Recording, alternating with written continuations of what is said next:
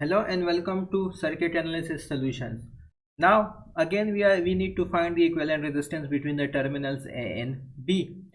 And we know that for parallel combination the formula is this thing. For series combination we simply need to add the resistors. Now again we are going to start from the opposite side, which is this end. First of all, this 3 kilo ohm resistor is in series with this 6 kilo ohm resistor. So this series combination is going to get me 9 kilo ohm.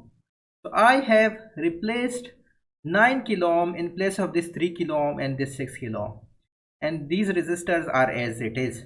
So now we have simplified circuit over here. We can see over here, in place of this 3 kilo ohm and 6 kilo ohm resistor, I have the 9 kilo ohm resistor.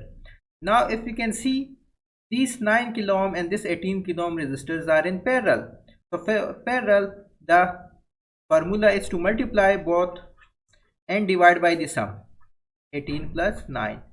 So 18 multiplied by 9 divided by 18 plus 9. 18 multiplied by 9 is 162 and we have divided by 27. 18 plus 9 is 27. This comes out to be 6. That is 6 kilo ohm. So in place of these two resistors I can connect a 6 kilo ohm resistor.